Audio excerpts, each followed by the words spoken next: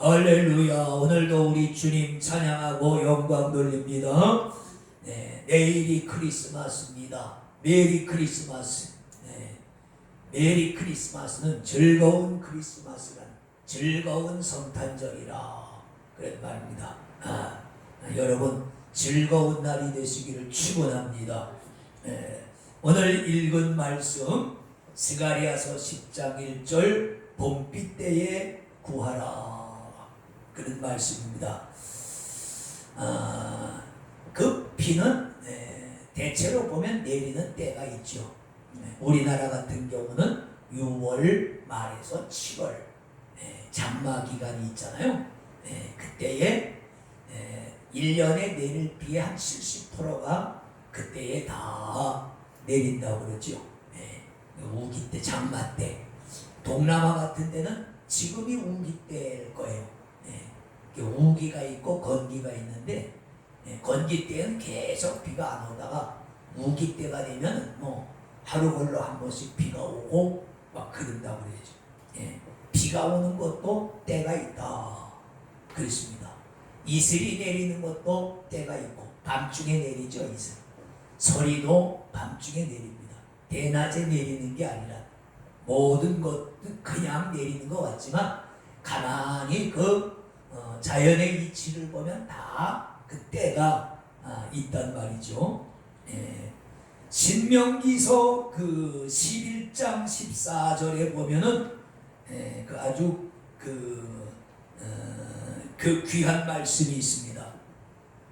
거기 보면 그런 말씀, 여호와께서 너희 땅에 이른 비 늦은 비를 적당한 때에 내리시리니 너희가 곡식과 포도주와 기름을 얻을 것이요 그랬습니다. 그러니까 여기 보면 이른 비와 늦은 비를 적당한 때에 내리신다 그랬습니다. 그러니까 이스라엘 땅에도 이른 비가 내리는 때가 있고 늦은 비가 내리는 때가 있단 말이죠. 이 이른 비와 늦은 비는 농사를 짓고 가축을 기르는 데 있어서 더 나아가서 사람이 정상적인 삶을 유지하는 데 있어서 아주 중요한 것이죠. 이른 비라고 하는 것은 파종할 때 내리는 비입니다. 씨앗을 뿌렸는데 비가 내리지 않고 가물면은 씨앗이 나질 않아요. 싹이 안 터요. 제가 옛날에 옥수수를 심어봤는데 비가 안 오니까 한 달이 돼도 싹이 안 나요. 왜? 흙이 뽀송뽀송. 이게 발화가 되려면 습도와 온도가 맞아야 되거든요. 이 두 가지 습도와 온도가 맞아야 그것이 싹이 난단 말이에요. 근데 가무니까 흙이 뽀송뽀송하니까 한 달이 돼도 싹이 안 나는 거예요. 그래서 파종할 때에 비를 한번 이렇게 내려야 이게 밭에 뿌린 밀이나 보리에 싹이 잘 납니다. 그래서 파종할 때 내리는 비가 이른 비고 늦은 비는 곡식을 여물게 하는 비입니다. 곡식이 이제 이삭이 패서 막 여물어 갈 적에 속이 채워져 갈 때에 비가 푹 내려줘야 영양분, 이 식물이 영양분은 물을 통해서 빨아들이거든요. 물을 통해서 빨아서 각 기관에 필요한 곳에 보낸단 말이에요. 우리 몸도 마찬가지. 우리가 식사를 하면 위에와 대장에서 그걸 소화시켜서 그 혈액을 따라서 액체로 다 영양이 공급되지 그 마른 채로 가루가 돼서 옮겨지는 것은 없어요. 피도 액체고 우리 안에 있는 체도 다 물이잖아요. 물을 통해서 영양분이 우리 몸에 골고루 퍼져나가듯이 식물도 그렇다. 그래서 농사를 짓는 데 있어서 이른 비와 늦은 비, 목축을 하는 데 있어서 이른 비와 늦은 비는 아주 반드시 필요한 비다. 그런데 하나님께서 복을 주실 때에는 이 이른 비와 늦은 비를 적당한 때라고 하는 게 뭡니까? 꼭 필요할 때.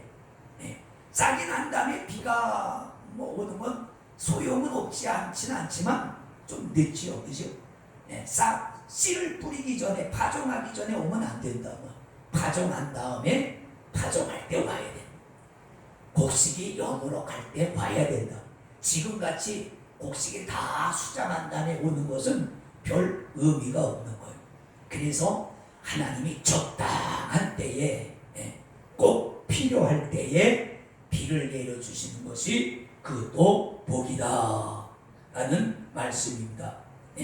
그래서 이 두 가지가 풍작을 가져온다 그런 말. 요엘서 2장 21절에 그 보면은 아주 그 귀한 말씀이 있습니다. 거기 한번 여러분 찾아보세요. 그 앞쪽 여러분들이 스가랴에서 조금 앞쪽으로 가면 요엘서라고 하는 성경인데 요엘서 2장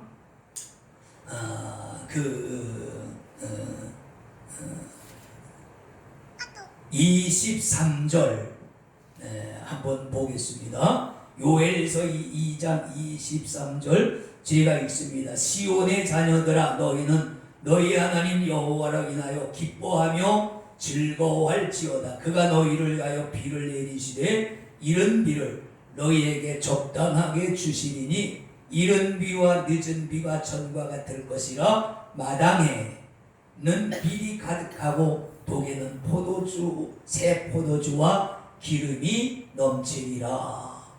이것은 풍작이죠. 하나님께서 적당한 때에 농사가 되어지기에 합당한 때에 비를 내려서 그렇게 되면 너희 마당에는 밀이 가득하고 항아리에는 새 포도주와 기름이 넘치리라. 이건 뭐예요?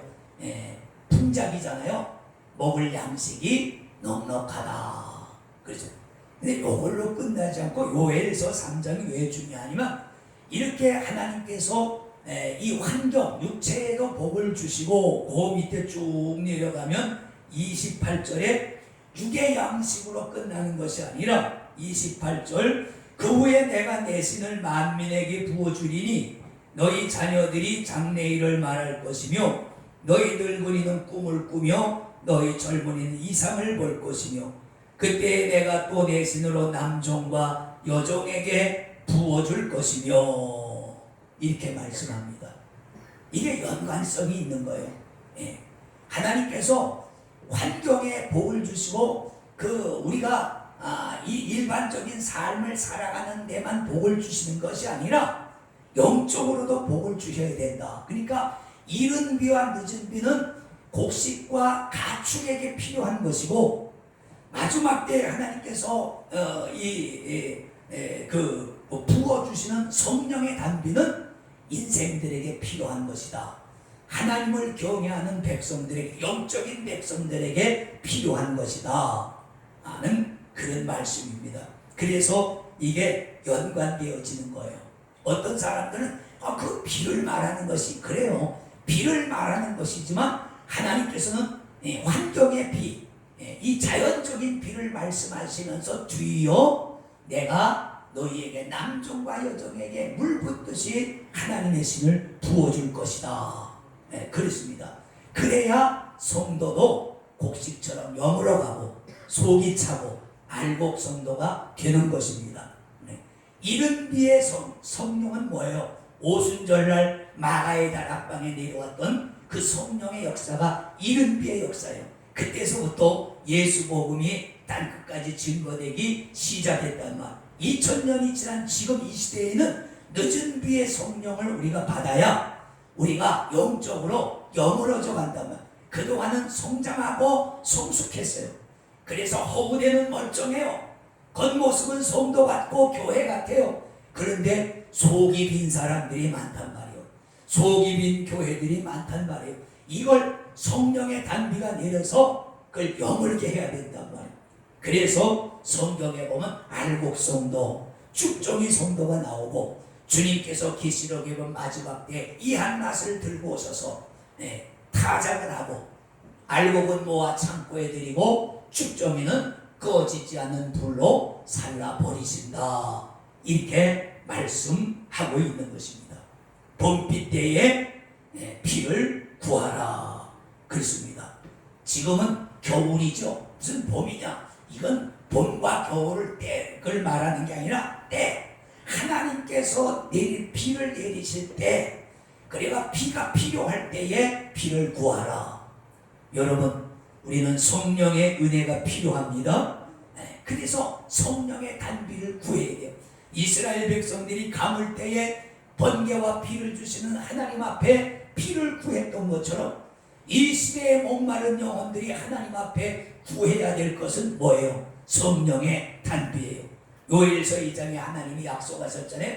내가 마지막 때의 남종과 여종들에게 내 신을 부어주리라.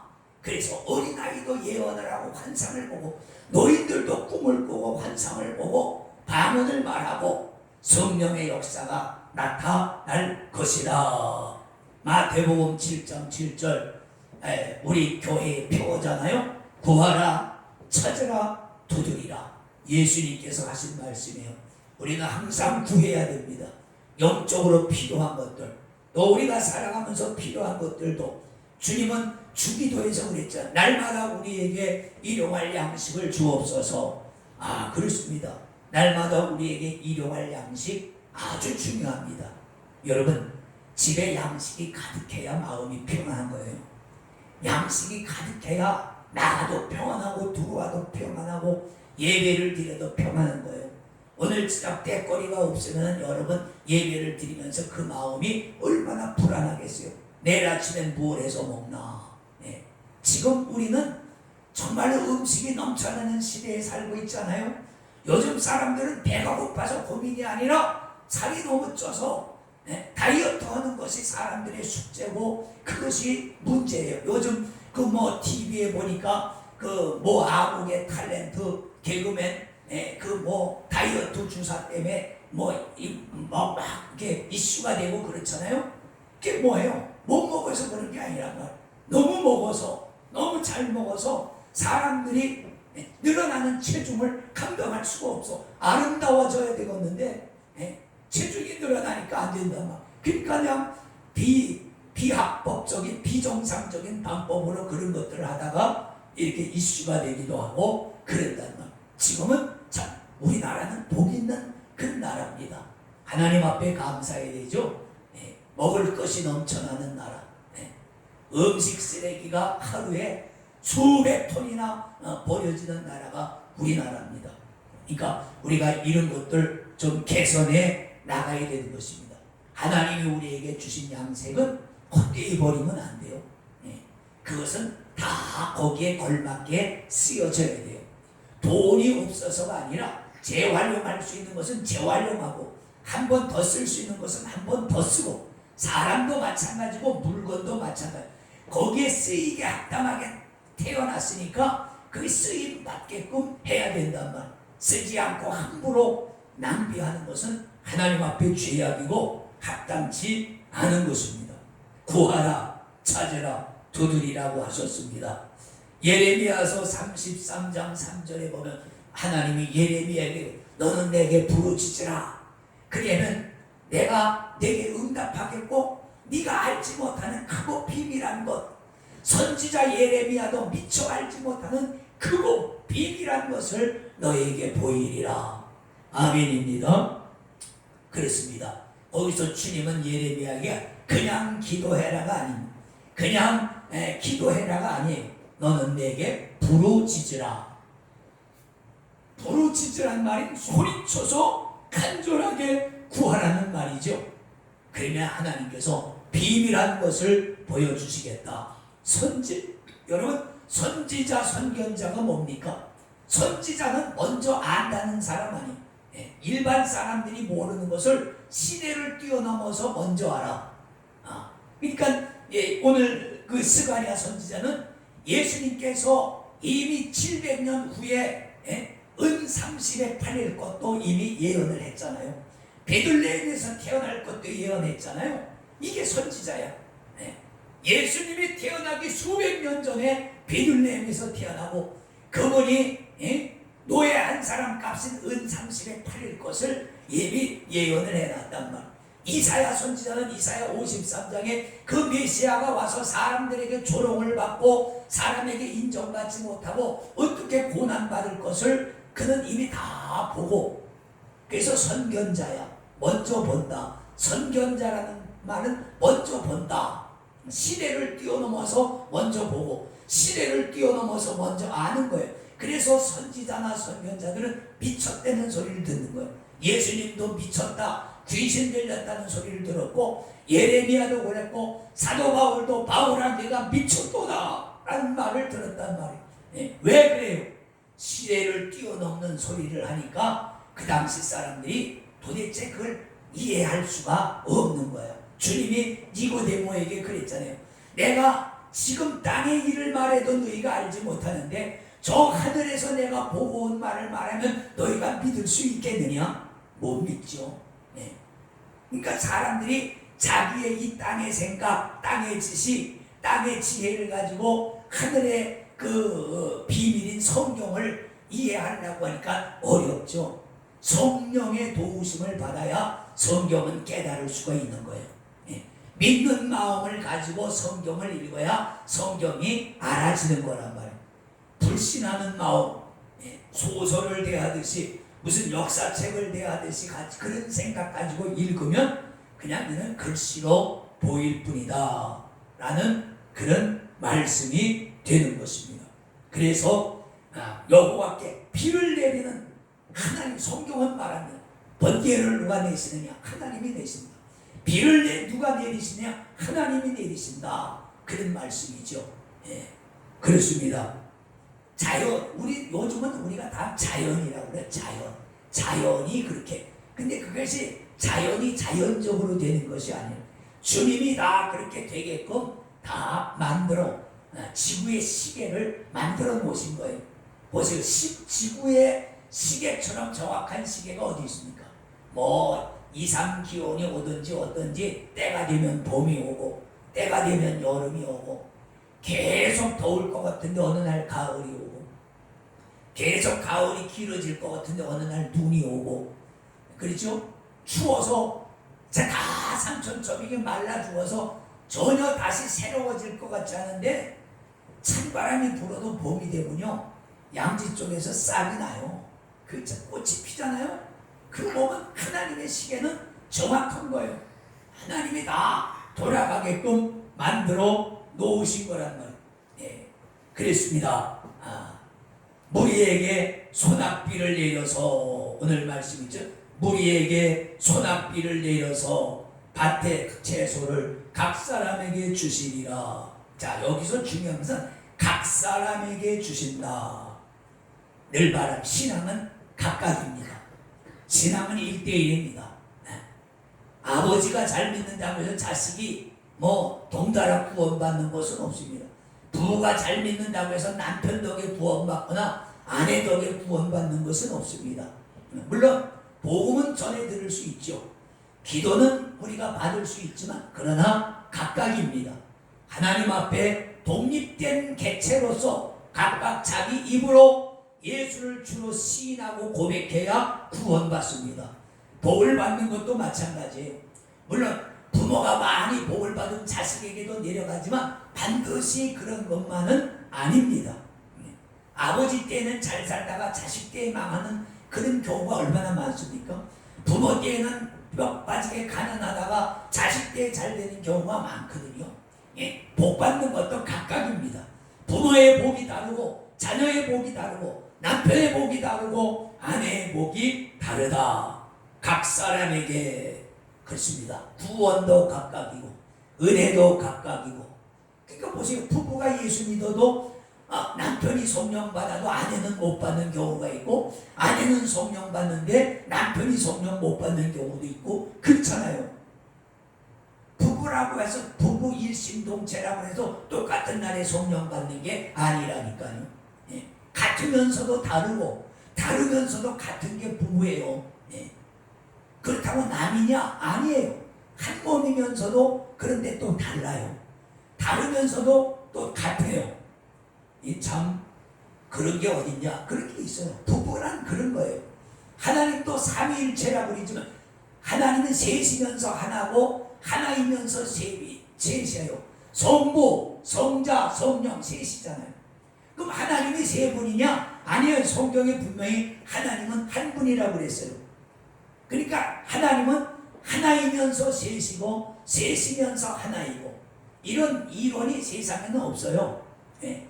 근데 하나님에게는 이런 표현을 쓸 수밖에 없는 거예요. 그분은 신묘 막직한 분이에요. 우리의 이성으로서 그분을 다 이해할 수 없고 알 수가 없는 신비에 쌓여있는 분이에요. 그래서 신묘막직하다. 우리가 예측할 수 없는 그런 분이시다 라는 우리의 인간의 요 좁은 두뇌로 우주보다 넓은 하나님의 섭리를 뭐 이렇쿵 저렇쿵 어쩌고 저쩌고 하는 것은 가소로울 수밖에, 하나님이 보실 때는 가소로운 것이죠. 네. 하나님의 역사는 인간의 생각과 전혀 관계가 없습니다. 인간이 안 믿어도 하나님의 역사는 흘러가고 인간이 믿어도 하나님의 역사는 흘러갑니다. 네. 그렇습니다. 네. 그래서 요엘서 2장에서 아까도 봤지만 23절 요엘서 2장 23절 24절에서는 곡식에 식물에는 비가 필요하고 이른 비와 늦은 비가 필요하고 28절로 29절에는 성도에게 이스라엘 백성들에게 하나님의 백성들에게는 성령의 단비가 필요하다. 그거를 말씀하시는 거예요. 그래서 스가랴 선지자도 봄비 때에, 그러니까 비가 내릴 때에, 구원받을 때에 사도 바울이 그랬잖아요. 보라 지금은 은혜 받을 만한 때요. 보라 지금은 구원의 날이로다. 그 지금이 그래. 그러니까 지금 우리가 하나님 앞에 은혜를 구해서 하나님의 은혜를 받고 우리가 속이 이제는 채워져야 돼요. 겉모습은 어느 정도 됐어요. 겉모습은 속이 채워져야 되겠죠. 저도 그렇고 여러분도 그렇습니다. 성경에 보면 이스라엘을 향해서 하나님이 선지자를 통해서 너희는 뒤집지 않은 전병이다. 전병이란 말은 빈대떡 같은 빈대떡이란 말이에요. 여러분 옛날에 빈대떡 많이 했잖아요. 추석 때나 명절 때 빈대떡 참 많이 했어요. 그게 뭐 옛날엔 텔레비도 없고 그러면 명절 때 되면 어머니 옆에서 어머니가 빈대떡하고 뭐 이렇게 동그랑땡 만들고 뭐 이런 거 하는 거 옆에서 돕기도 하고 다 같이 했어요. 왜 뭐 텔레비도 없고 게임기도 없고 휴대폰도 없으니까 뭐 할 게 없어요. 그러니까 명절 때 어머니 옆에서 자녀들이 우르르 모여 앉아서 같이 송편도 빚고 떡도 만들고 맛도 보고 그랬는데 그 빈대떡은 이렇게 하다가 뒤집어야 돼요. 빈대떡을 뒤집지 않으면 한쪽은 다 있다 타고 위쪽엔 그런데 그냥 날태물을 그대로 있단 말이에요. 그래서 빈대떡은 뒤집는 기술이 굉장히 중요하거든요. 왜냐면 완전히 익은 것이 아니라 이게 잘못 뒤집으면 깨진단 말이에요. 그러면 가치가 없어. 깨진 걸 뭐 이렇게 제상에 올리거나 그래야 되는데 그럴 수는 없잖아요. 그 깨진 걸 상품으로 시장에 팔 수는 없잖아요. 모습이 온전해야 되는데 어떤 사람은 프라이팬으로 이렇게 톡 올려서 이렇게 뒤집는 분도 있고 어떤 분들은 이렇게 이렇게 뒤집는 거 그걸로 이렇게 탁 했는데 근데 그게 잘못하면 깨져. 우리가 하면 어머니가 하면 그대로 뒤집어지는데 우리가 하면 깨져. 근데 뒤집지 않으면 한쪽은 타고 한쪽은 비린내가 난단 말이에요. 뒤집지 않은 전병이란 말은 그러니까 한쪽을 보면 익은 것 같은데 한쪽을 보면 날탱이요. 우리 모습이 그렇다. 어떻게 보면 예수 잘 믿는 것 같고 어떻게 보면 전혀 안 믿는 것 같고 어떻게 보면 은혜스러운 것 같고 어떻게 보면 은혜가 전혀 없는 것 같고 이게 우리의 모습이잖아요. 여러분은 어떤지 모르겠어요. 제 모습을 봐도 저도 어떤 때 내가 날 봐도 어떤 때 날탱인 것 같고 어떤 때 그래도 그럴듯한 것 같고 막 그런다면 주님이 내가 나를 봐도 그런데 주님이 우리를 보실 때는 얼마나 어설프고 부족하고 그러겠습니다. 그러니까 빈대떡은 뒤집어져야 돼. 그래야 앞뒤가 비슷하게 노릇노릇 잘 있고 그래야 구수하고 맛있는 냄새가 나는 거예요. 그래요. 주님이 우리를 보실 때에 뒤집은 전병이 될 수 있기를 축원해요. 뒤집지 않아서 어떻게 보면 익은 것 같고 어떻게 보면 안 익어서 비린내 나는 그런 전병이 되는 것이 아니라 이쪽을 봐도 익었고 저쪽을 봐도 잘 익은 그런 맛있는 냄새 나는 전병이 되실 수 있기를 축원하는 것입니다. 말씀 요약합니다. 봄비 때에, 여기 때라고 그랬잖아요. 네, 그렇습니다. 비는 아무 때나 내리는 게 아니에요. 은혜도 하나님이 베풀어 주실 때가 있는 거예요. 각자도 은혜 받을 때가 있고 구원 받을 때가 있는 거예요. 아무 때나 은혜를 베푸는 게 아니라 그 때를 잘 타서 우리가 항상 기도해서 이 마지막 때에 성령의 은혜를 받고, 언제 주님이 오신다 할지라도 주님이, 내가 살아있을 때 주님 오시면 들림받는 것이고, 할렐루야, 내가 주님 오시기 전에 우리가 세상을 떠나가면 주님 앞에 우리가 가면 되는 것이죠. 그렇죠? 그런데 아무나 가는 것이 아니에요. 그것은 알고만 주님이 뒤로 보내신다, 그런 말씀입니다.